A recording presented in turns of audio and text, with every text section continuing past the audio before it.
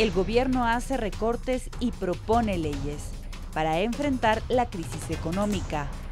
El bloqueo llega por todos los sectores, mientras la corrupción despierta. ¿Cómo salvar al Ecuador?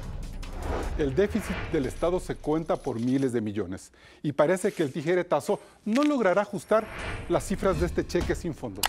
Por el contrario, son los ciudadanos los que, además de perder sus empleos, sienten que los servicios públicos se contraen. Entonces, se reclama por los recortes a las universidades o los atrasos en los pagos a los municipios o al IES. En el programa de hoy veremos las distorsiones de un Estado que necesita recursos de todas partes, pero que a la vez los despilfarra y los malversa frente a una persistente corrupción. Hablemos de lo políticamente correcto. Comenzamos.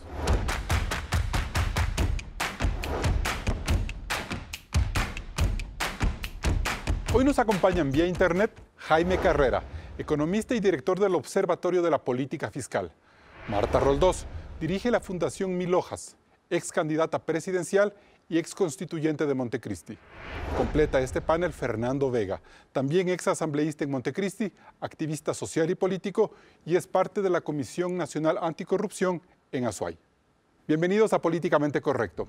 Hoy vamos a hablar de las enormes dificultades que tiene el gobierno para rescatar sus finanzas públicas, en medio de la crítica generalizada por el plan de ajuste que se ha tomado sobre la marcha en medio de una pandemia y de estos días de emergencia. Claudia Roura nos explica cuánto comprometen estos recortes al gasto social y cuán impostergables resultan. Alumnos y docentes indignados por el recorte de 105 millones de dólares a las universidades. Molestia en los alcaldes por el retraso de 500 millones en las transferencias por el pago del IVA. Tampoco se pagó en estos meses el aporte estatal para las pensiones jubilares. El gobierno dice que la prioridad son la salud y los grupos vulnerables por el azote de la pandemia, en medio de la peor crisis en este Ecuador dolarizado. El anuncio del presidente Moreno de rebajar la mitad del sueldo del gabinete no tuvo impacto positivo. En este gesto, Carondelet pide reducir hasta en un 15% los presupuestos de las funciones del Estado mientras fusiona algunas dependencias y suprime otras sin peso en la administración. Y se alista la liberación del precio de los combustibles. Más de 20 gremios productivos rechazan las contribuciones empresariales y ciudadanas de la ley humanitaria. Y la clase política cuestiona al gobierno por todas las medidas económicas que adopta sin reconocer que Moreno dirige un Estado quebrado. Las cifras fiscales del gobierno son dramáticas y por más recortes que se anuncien, estos no son suficientes. Según el Observatorio de la Política Fiscal, para este 2020, el gobierno debía recibir 22.535 millones de dólares en ingresos para cubrir un gasto público de 25.935 millones. Es decir, el déficit inicial ya era de 3.400 millones de dólares. Pero con la llegada de la pandemia, los ingresos para este año se reducirán en un 32%, hasta llegar a 15.300 millones de dólares, como consecuencia de la caída en la recaudación tributaria en 1.700 millones. Además que los ingresos petroleros para este año se pulverizarán, pues dejaremos de recibir casi 2.900 millones de dólares. Tampoco llegarán los 2.000 millones previstos por concesiones, así como otros ingresos no tributarios. Por lo que si sumamos el déficit de inicios de año más este adicional de 7.235 millones, al Ecuador le faltarán 10.635 millones para cubrir sus gastos. Es una cifra monumental que no sanará ni con el anuncio del presidente Moreno de que llegarán 1.490 millones de dólares del FMI, Banco Mundial y la CAF. Pues es un monto que corresponde apenas al 14% de todo lo que se debe cubrir, siendo además un dinero para atender la emergencia sanitaria y la reactivación productiva. El ajuste, por tanto, es inevitable, a un costo político elevado.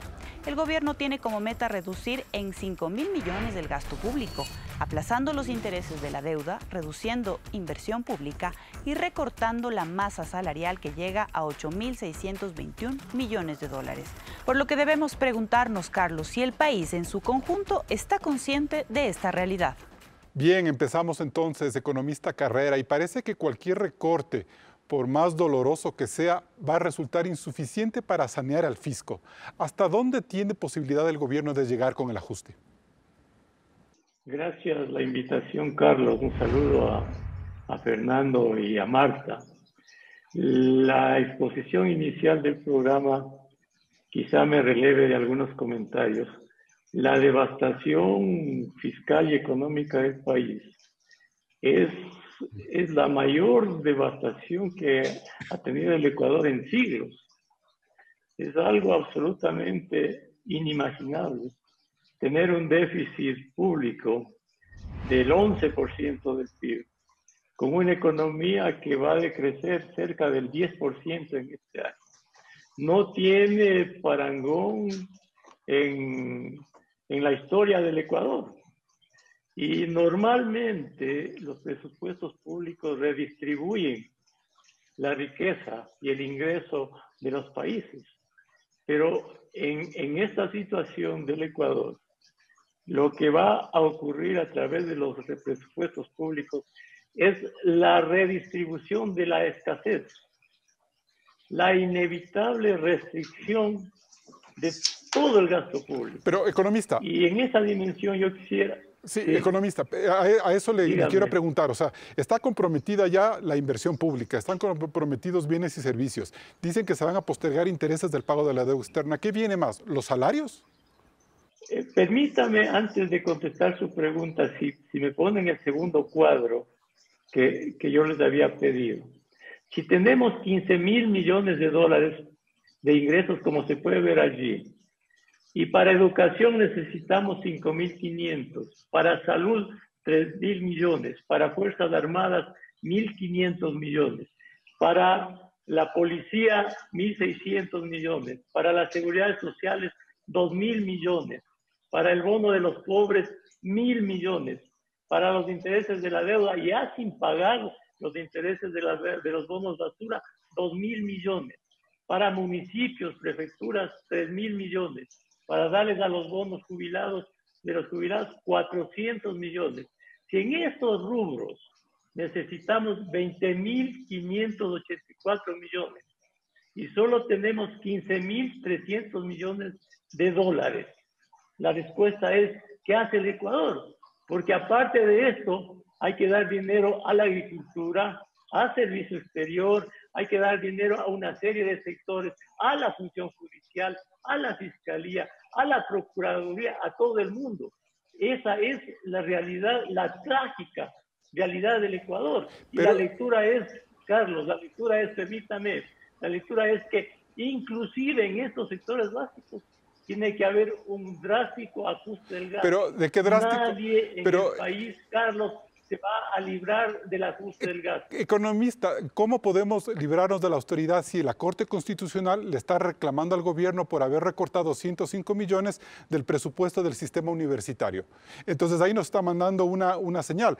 Tiene que hacer ajustes, pero en esto no puede tocar, este sector tampoco puede tocar, este sector no puede tocar. Entonces lo que yo siento es que le ponen una trampa al gobierno o que el gobierno hace todo mal para que todas las instituciones del Estado le reclamen. Lamentablemente, la decisión de la Corte es nefasta para el país.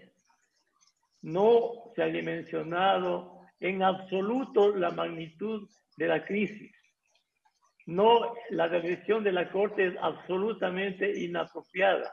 La Constitución, Carlos, la Constitución, si bien establece una serie de derechos para toda la sociedad, establece también obligaciones para toda la sociedad. La Constitución misma establece que debe haber responsabilidades fiscales y económicas. Retomemos esos conceptos más luego. La decisión de la Corte está en contra de esta orden de la misma Constitución. Bien, vamos a seguir hablando de eso, economista, y vamos con el doctor Vega.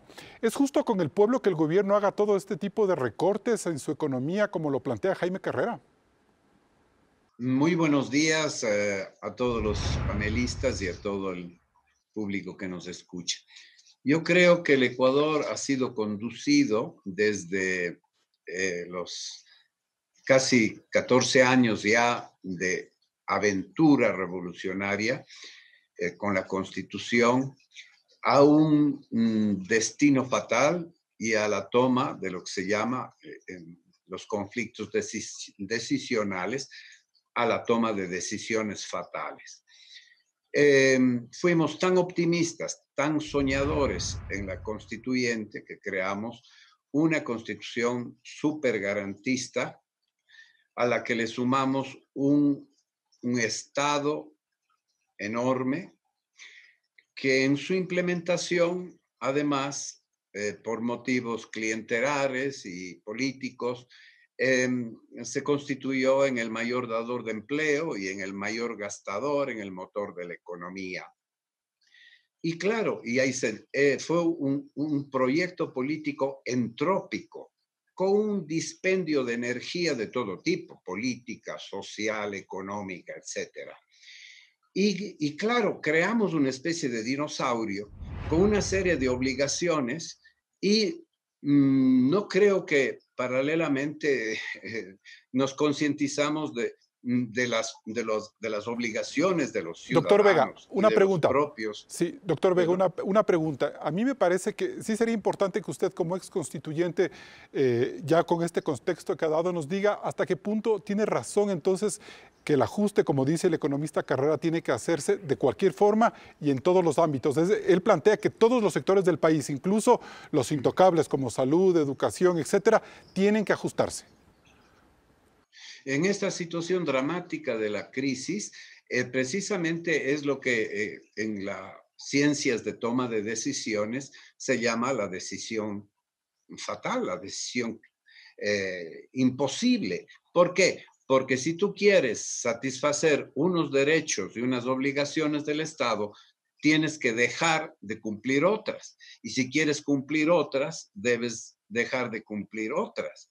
No puedes satisfacer todo a la vez. Es decir, estamos a las puertas de un Estado fracasado, de un Estado central además fracasado, porque la crisis no proviene propiamente de la economía global de la sociedad, sino de la crisis fiscal del Estado. Pero, doctor Vega, ¿cómo hacer frente a lugares que no pueden ser cortados como la salud y la educación, que supuestamente eso lo manda la Constitución? ¿Fue un error ese candado? ¿Cómo podemos salir de ese embrollo? Bueno, yo creo que el Estado existe para ofrecer servicios y garantizar derechos. Si no puede hacerlo, ha fracasado como Estado.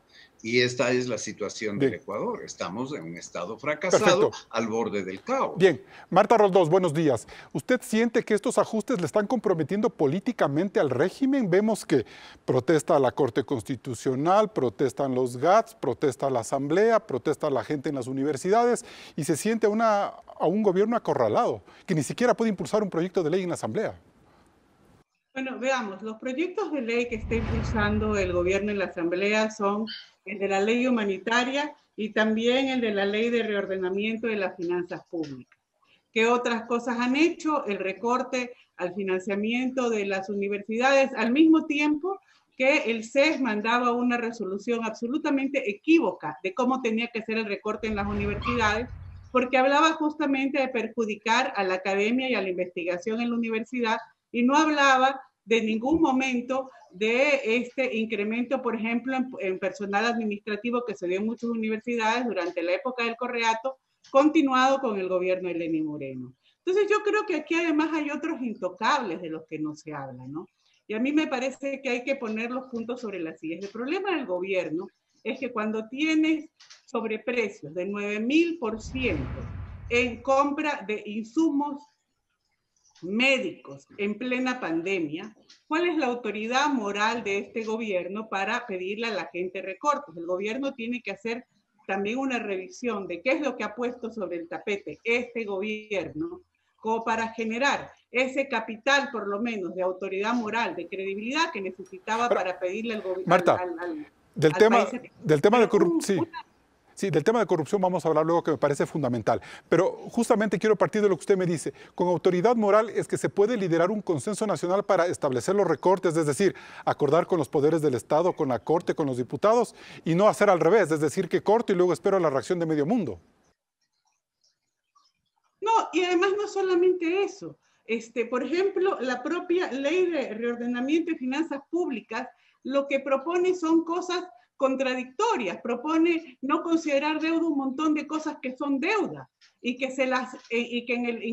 que cuando Contraloría estudió la deuda externa, las pusieron en el tapete como deuda. ¿Dónde hemos llegado hasta dónde hemos llegado ahora? Es porque el mismo gobierno no llevaba bien sus cuentas, cosa que hemos visto recién con el FMI. Y lo que están proponiendo es mecanismos para seguir manejando las bolas en el aire sin llevar bien las cuentas. Entonces, el gobierno mismo, este gobierno, no está haciendo propuestas que vayan en un mayor sinceramiento de la economía. Y además, cuando usted hablaba de intocables, yo qué quiero decirle que hay otros intocables que no son salud y educación. Aquí la corrupción es un intocable. Marta, los intermediarios petroleros Marta, intocables. Sí, de esos Marta, hablemos de esos intocables en el siguiente bloque porque me voy a un corte comercial y seguimos en Políticamente Correcto. Políticamente Correcto se retransmite en Radio Suceso 101.7 FM Quito. Luego del corte regresamos con más de este debate, recorte fiscal e incertidumbre. Seguimos en Políticamente Correcto. Marta Roldós, si por un lado tenemos una versión y una posición de Jaime Carrera de que el recorte tiene que llegar a todos y usted habla de que hay unos intocables frente a otros, ¿quiénes son esos intocables? Bueno, yo estaba hablando de los intermediarios petroleros, no se ha sincerado lo que pasa aquí con el petróleo que se manda a China. Fernando Villavicencio lleva años denunciando, además de otras cosas, este tema de la gente que se está llevando $4 por barril de petróleo, y no se habla de eso. Ese es un tema que en este país no se toca a profundidad, como no se toca también cuánto estamos pagando a las compañías a las que se le renovó el contrato por extraer petróleo y que les estamos pagando por encima del precio internacional del petróleo, y que esas son unas cuentas que nos quedan además por cobrar. Tampoco estamos hablando del impacto que no es incidental de la corrupción. Aquí la corrupción ha tenido un impacto macroeconómico en el Ecuador. Cuando hablamos que en el gobierno anterior de Correa, según cifras del BID, estamos hablando de 70.000 millones de dólares en los que fue perjudicado el Estado. Y cuando vemos que en plena pandemia la corrupción sigue siendo una especie de hueco enorme en este presupuesto, uno dice, en una visión un poco doméstica, ahora que todos estamos en casa, ¿de qué me sirve cerrar todos los grifos de agua si la tubería central abajo tiene tremendo boquete? ¿No? ¿De qué me sirve además si no me sinceran las cuentas? O sea, yo creo que hay un problema muy grande. Vemos unos números de este gobierno, pero al igual que con las cifras de la pandemia, no sabemos si esos números realmente nos dan cuenta de todo lo que está pasando. No sabemos si las cifras de deuda nos dan cuenta de cuánto está pasando. Ni siquiera supimos cuándo pagamos realmente, si solamente pagamos los 2020, si pagamos los 373, si pagamos 500 millones más, si les pagamos a Goldman Sachs y le pagamos también a Credit Suisse porque habíamos comprometido los bonos no emitidos. Entonces, con ese manejo, que no es de ayer, que es de hoy, de este gobierno, ¿cómo hacemos cuentas? ¿Cómo pedimos sacrificios? ¿Cómo generamos una especie de confluencia de la sociedad para tomar decisiones duras de recorte? Perfecto, bien. En ese sentido, doctor Vega, ¿cómo debe enfocarse la lucha social en este momento? Marta Roldós toca un tema fundamental que es el de la corrupción, pero esa corrupción, esa lucha como tal, ha sido débil y demora, y es casi, no sé, es un ideal tratar de recuperar 70.000 millones de dólares. Mientras eso se hace, ¿cómo debemos enfocar esa lucha social? Me pregunto yo, ¿cabe volver a los preceptos de octubre con los que casi se cae el gobierno por un alza de combustibles cuando precisamente el gobierno está analizando otra vez eliminar o liberalizar los precios de la gasolina? Mire, frente a la situación de un Estado fracasado al borde del caos, lo único que es viable para sacar al país, no para sacarlo adelante, para resistir y sobrevivir y convalecer, es un nuevo pacto social en el que partamos de la toma de conciencia del lugar al que hemos llegado. Si eso no se hace, no es posible. Si todos estamos demandando el máximo, cumplir la vara más alta de nuestras exigencias y de nuestros derechos, evidentemente Es imposible eso, es imposible, doctor Vega, sí, imposible. pero ¿qué mensaje usted le puede dar a esos sectores sociales? Se habla de dialogar sobre gasolinas y la CONAIE ya amenaza con pararse. Se habla del tema de las universidades y la Universidad Central suspende las matrículas. Se plantea una ley que ha sido replanteada en un 80% en la Asamblea y de ya tenemos a 3, 4 bloques que dicen no vamos a apoyar. Entonces vemos que ningún sector, como lo ha dicho algún periodista en estos días, no sale de su metro cuadrado. ¿Cómo hablamos de un pacto social en esas condiciones, doctor? Bueno, ese es el reto, y si no es posible eso, entonces, evidentemente, si, como dicen un refrán español, entre todas la mataron y ella sola se murió. O sea, el fracaso del Ecuador como país está a las puertas.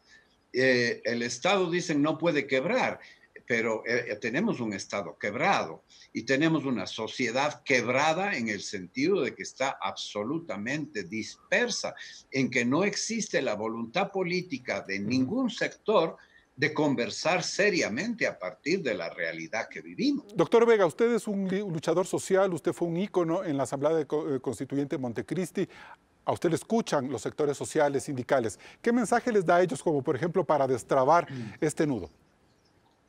Mire, yo creo que en este momento ideas fundamentales es que primero hay que sobrevivir, y en este momento lo que hay que hacer fundamentalmente es ponernos de acuerdo para orientar todo nuestro esfuerzo a conseguir la seguridad alimentaria del país, a minimizar lo más posible este drama y precisamente esta decisión trágica entre salud y producción. Hay que tomar ahí un camino intermedio. No se pueden radicalizar las cosas porque o te mueres del virus o te mueres de hambre. Gracias, doctor. Economista Carrera, ha visto las críticas muy fuertes de Marta Roldós al manejo y a la transparencia de las cifras. ¿Cómo está mirando usted, en cambio, la decisión, la efectividad de recortes tan drásticos que usted le pide al gobierno cuando no existe ese liderazgo o esa transparencia? No sé cómo entender eso desde la parte contable y económica. A ver, podemos o no estar de acuerdo con el gobierno, sin duda que es un gobierno débil, sin ninguna duda que existió y existe corrupción, y hay muchos de los aspectos que Marta Roldós ha mencionado. Pero nada, absolutamente nada de eso le ocasiona o le provee de dólares a la caja pública. Hay una realidad, no existen dólares en el fisco. Y esta es una crisis de magnitudes inconmensurables. Y lo que requerimos es la unidad de todos. Yo sí hago mías las palabras de Fernando. Este Ecuador necesita dejar a un lado cualquier tipo de consideración, cualquiera. Lo que requerimos es que el Ecuador se salve. Necesitamos reinventarnos. Pero, economista, en lo fiscal, en lo político, en lo económico. Pero quien maneja la política económica en este país es el presidente de la República. ¿Cree usted que él en este momento está dando las herramientas, los mensajes, la claridad, el liderazgo para lograr esos renunciamientos del resto de la sociedad? Mire, en lo que puede hacer el gobierno lo está haciendo. Yo no tengo ninguna afinidad con el gobierno. No podemos tenerla. Lo que tenemos que es imbuirnos de nacionalismo, de patriotismo. El gobierno ha tenido muchas falencias, sin ninguna duda, pero en este momento hace lo que puede hacer. Pero una realidad es que no hay dinero, hay una economía paralizada, absolutamente paralizada. El ingreso petrolero es cero, la economía mundial está paralizada. Entonces no hay opción en el Ecuador, no hay opción. Esto tiene que ser una conciencia de todos. No hay opción que ponernos de acuerdo para recortar el gasto público, para tener unas cuentas públicas ordenadas. ¿Por qué? Porque, Carlos, en este momento, de los 4.300.000 personas que estaban en la pobreza, ahora van a ser casi 5 millones de personas que van a vivir con menos de $80 al mes. Casi 5 millones de personas. Claro. No es racionalmente justo que en el Estado se empleen 9.000 millones de dólares para 500.000 personas. En salarios. No, es justo, no es Bien. correcto. Perfecto. Bien. Entonces, tiene que hacerse una reinvención de la administración, Bien. de las finanzas Ok. públicas, Muchas de la gracias, economía. economista. Y con esta palabra, con este concepto de la reinvención, volvemos luego del corte comercial. Los casos de corrupción en medio de esta emergencia sanitaria son escandalosos. Personas y funcionarios que se aprovechan de la peor crisis que ha vivido el Ecuador. Luego del corte seguimos con el análisis aquí en Políticamente Correcto. La declaratoria de la emergencia sanitaria en Ecuador por la pandemia del coronavirus agilita los procesos para comprar medicamentos e insumos para enfrentar la crisis, pero es el escenario perfecto para la corrupción. Veamos los casos que se han hecho visibles. 1. Mascarillas. En los primeros días de la cuarentena, cuando Guayaquil era atacada por la pandemia, el IES intentó comprar mascarillas N95 por $12 cada una. Pero el precio en el mercado ronda los $4. Tras varias semanas de presión pública, Paul Granda renunció al cargo. 2. Entrega de cadáveres. En medio del colapso del sistema sanitario de Guayaquil y el calvario que vivían las familias para recibir los cuerpos de sus seres queridos, funcionarios de la red de salud pública y del IES cobraban entre $30 y $100 por esa gestión. En Babahoyo también se denunciaron cobros entre $100 y $400. 3. Bolsas para cadáveres. El caso estalló en el Hospital de los Ceibos, Guayaquil. 4.000 bolsas a $148 cada una, cuando el producto se oferta entre $12 y $15. Lo mismo ocurrió en el Hospital del Guasmo, 300 fundas de cadáveres. El nuevo presidente del directorio del IES, Jorge Guatet, se hizo eco de la denuncia de la Comisión Nacional Anticorrupción y reveló que en el hospital de Machala cada bolsa costaba $145. También se denunció compras con sobreprecio en el hospital de la policía, 400 bolsas a $130 por unidad. 4. Kits alimenticios. El portal Primicias reveló otro caso de corrupción. La Secretaría de Riesgos compró 7.000 kits alimenticios a $150 cada uno, cuando el valor de los productos llegaba a 86. Se firmó un contrato por más de $1 millón. La Contraloría hace 52 exámenes especiales. 2 de los casos antes mencionados ya tienen indicios de responsabilidad penal. Alexandra Ocles enfrenta a la justicia por presunto tráfico de influencias. Los sobreprecios van desde el 400 al 9.000%. También se hacen auditorías a 16 hospitales del Ministerio de Salud, 11 del IES y 1 de la Policía. Por otro lado, el Servicio de Contratación Pública visualiza en tiempo real los contratos durante la emergencia. Desde el 1 de marzo hasta el cierre de este programa, 659 instituciones han realizado más de 3.000 contratos por $97 millones. Tienen 10 días para subir los contratos, pero el 43% no han sido publicados, así que aún no podemos ver todas las irregularidades. El presidente Moreno cambió el reglamento de contratación, pero nada ha evitado que la corrupción se instale. Carlos, ¿cómo detenerla? ¿Y cómo detener a Marta Roldós? Porque tenemos una paradoja. O sea, por un lado, se bullen este tipo de casos, este tipo de corruptelas, y por otro el gobierno dice, es que ahora hay transparencia, hay libertad para informar y para hacer estas denuncias, e incluso para que caigan los peces gordos y los peces chicos. Pero así debemos conformarnos como ciudadanos. Bueno, primero, no estamos viendo caer peces gordos, estamos viendo investigaciones que ojalá terminen en la caída de los peces gordos. Segundo, nada de esto era novedad. Tanto Periodismo de Investigación como Mil Hojas, como la Comisión Nacional Anticorrupción viene denunciando la corrupción en esos hospitales desde el año pasado. Los hospitales, tanto el Ministerio de Salud Pública como del IES, han sido botín político, digamos, en un marco de debilidad del gobierno, donde ciertos caciques son los que se hacen cargo, digamos, de esos hospitales, ¿no? Y lo que vemos ahora no es nada más que ya lo escandaloso que incluso en pandemia se sigue robando. Y el problema que yo hablaba de la corrupción, porque no es solo eso.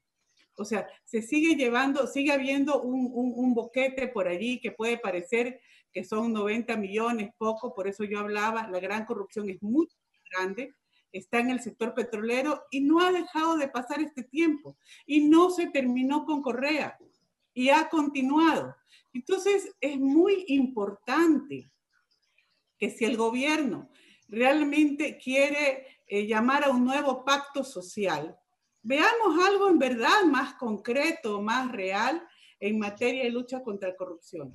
El veranillo que tuvimos fue con el Consejo de Participación Ciudadana Transitorio, con Julio César Trujillo, luego vinieron nuevas autoridades, tenemos una fiscal que está haciendo un trabajo denodado, pero realmente absolutamente rebasada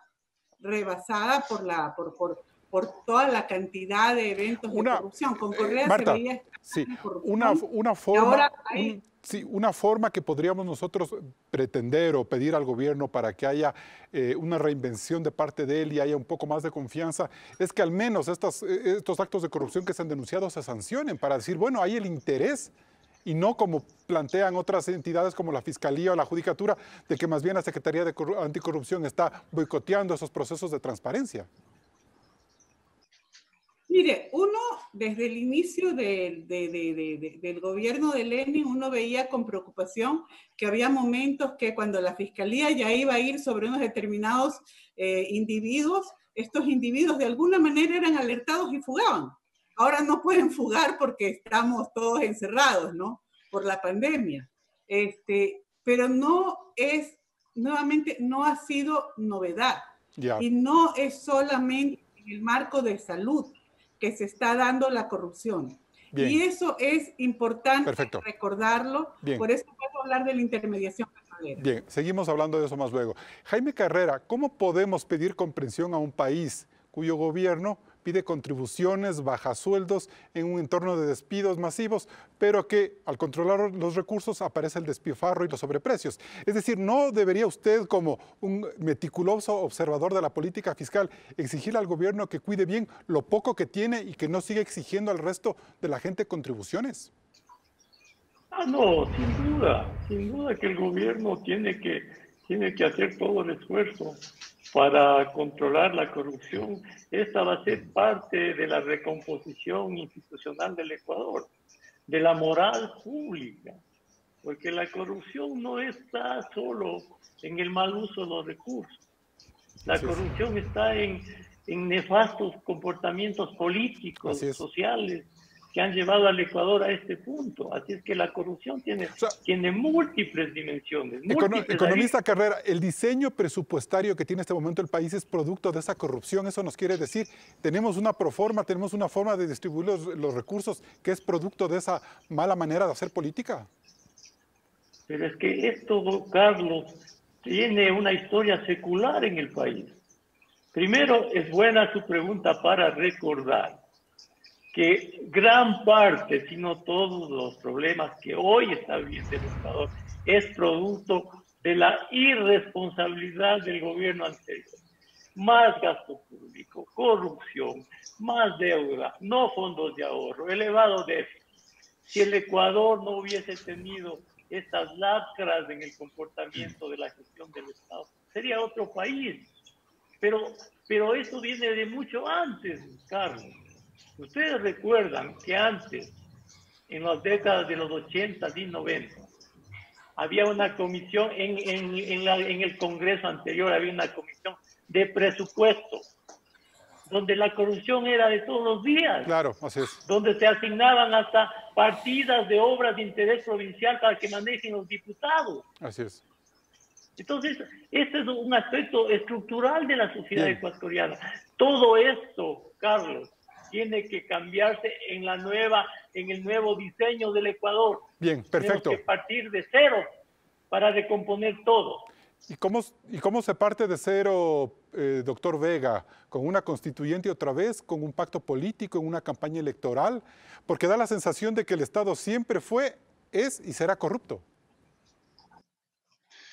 No podemos nunca partir de cero, partimos de la historia, una historia que nos ha conducido a una situación de crisis sistémica, integral, global, que la vivimos de manera agudísima en el Ecuador como el penúltimo país de América Latina en posibilidades de enfrentar el COVID y la crisis sanitaria, ¿no? Entonces es en la marcha, cuando el barco se está hundiendo, cuando un Estado se está yendo al garete, es necesario que no todo el mundo, no podemos pedir que alguien en particular en este país arregle el problema. Todos tenemos que poner el hombro, todos tenemos que sacrificar, todos tenemos que renunciar y quienes más tienen que renunciar. Y no cabe duda que esa mafia que creó el correísmo, clientelar para mantenerse 30 años en el poder, que clientelizó los derechos humanos, los derechos económicos y sociales, etcétera, y que fue totalmente ineficiente, creando una burocracia ineficiente y un desarrollo ineficiente y absolutamente temporal, primaveral, que no ha podido ser sustentable. Tenemos que cambiar de mentalidad. No somos el jaguar de América que decían, somos un país tristemente dilapidado por la ineficiencia política, por la corrupción política, por la ineficiencia del Estado y por la incapacidad de llegar a consenso. Perfecto. Gracias, doctor. Seguimos en Políticamente Correcto. Nos vamos a un corte comercial.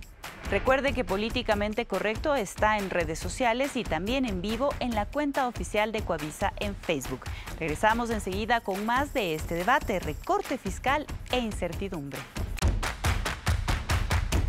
Seguimos en Políticamente Correcto. Fernando Vega, al gobierno le queda un año en el poder y este 24 de mayo podría ser como una fecha simbólica para que haya un nuevo compromiso del régimen por cumplir su mandato con nuevas medidas de transparencia. ¿Por dónde debería empezar? Yo le planteo una idea, por ejemplo. ¿Cree usted que una purga total de su gabinete y un replanteamiento de sus ministros podría ser una forma como para empezar de nuevo en este último año de gobierno? Me temo que hay muy pocas posibilidades de mejorar las cosas. Por ejemplo, ahora quieren concentrar toda la compra pública para el tema de la pandemia en una sola compra centralizada. Bueno, en vez de la coima diseminada, tendremos una coima global y central. Es decir, serán grandes empresas las que... el tema es que toda la gente que está alrededor del Estado correísta, morenista, es gente que se acostumbró a usar el aparato político para beneficios partidistas y familiares. Y eso viene desde muy atrás en el Ecuador. Obviamente, el gobierno tendría que transparentar, que hacer lo que está haciendo, pero con las grandes cabezas. Siempre los responsables políticos están libres en la calle. ¿Qué pasa con exfiscales? ¿Qué pasa incluso en estas investigaciones con la empresa que cambia de RUC y de actividad económica y resulta que no la incluyen en la investigación y en la sanción? Bien, gracias, doctor. Marta Roldós, le vuelvo a hacer la pregunta. El cambio de transparencia, la promesa de transparencia del gobierno debe ir, por ejemplo, por renovar totalmente su gabinete, dar un gabinete de unidad, como lo plantea el doctor Vega, para hacer algunos ajustes en este último año.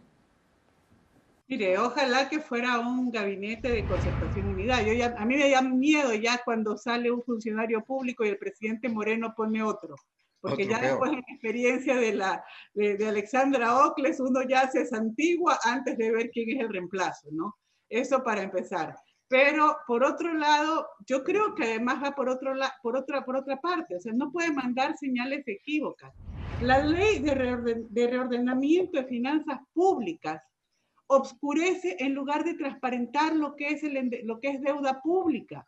Entonces, no pueden, si vamos a refundar el país, si queremos incluso reducir las finanzas públicas, no pueden mandar un proyecto de reordenamiento de finanzas públicas que oscurece lo que el Estado debe, por ejemplo, que desaparece lo que es la deuda a proveedores y contratistas, porque gran parte también de la corruptela viene que los contratistas honestos a veces ya no le quieren vender al Estado, contratar al Estado, porque no les pagan mañana, tarde o nunca. Sí.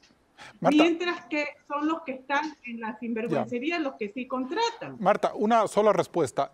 ¿Hace bien o haría bien el gobierno en dar un paso al costado del presidente y que asume el vicepresidente, como muchos sectores lo han planteado en las últimas horas? ¿Esta es una salida o no? ¿O hay que fortalecer el gobierno con Moreno a la cabeza? Mire, yo ni siquiera creo que sea esa la disyuntiva, porque ¿cuáles son los equipos humanos que van a permanecer en el gobierno? Yo creo que pasa por realmente, y es algo que se le ha pedido al gobierno desde antes, que se siente a dialogar con los diferentes sectores del país. Así se hace un nuevo pacto social y que realmente, digamos, haya una salida negociada de supervivencia a esta crisis, que es justamente lo que estaba diciendo antes de mí el doctor Vega. Perfecto. Jaime Carrera, mientras tanto, que ¿tiene que el gobierno seguir haciendo recortes, meter la tijera por todas partes, así se moleste la Corte Constitucional y la Asamblea y los GATS? No hay alternativa, porque la realidad es una sola. Si hay $1 en el fisco, ese dólar tiene que repartirlo hasta donde le alcance. Lo que va a ocurrir en el futuro es lo que ya está ocurriendo ahora.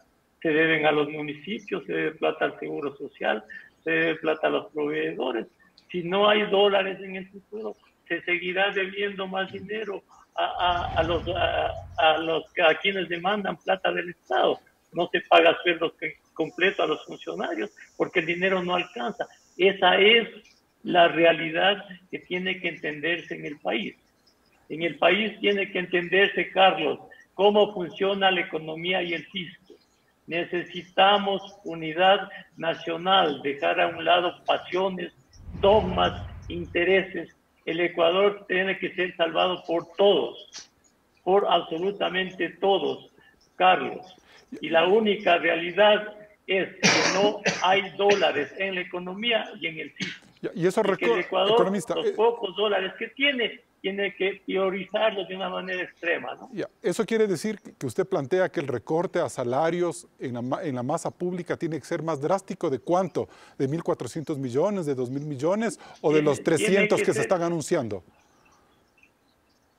Carlos, el recorte en la masa salarial pública tiene que ser de al menos el 20% en todos los componentes del sector público, en las escalas salariales, funciones del Estado, universidades, municipios, en todos los que cobran del Estado. Solo le voy a poner la siguiente... Menos los médicos, economista, menos los médicos y los militares. Menos los médicos quizá, pero en todos.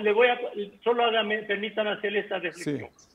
Si el Ecuador tuviera el sucre, estuviéramos en una hiperinflación, y esa hiperinflación habría pulverizado los salarios de todos. Todos los salarios no valdrían nada. Así es que en dolarización, recortar el 20% de la masa salarial es nada para lo que hubiésemos tenido que hacer si tuviéramos el sucre y una hiperinflación.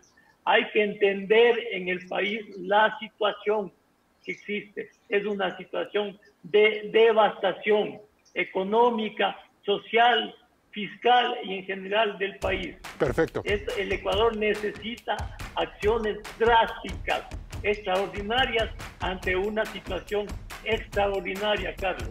Y bien, nos vamos a un corte comercial y volvemos con las conclusiones.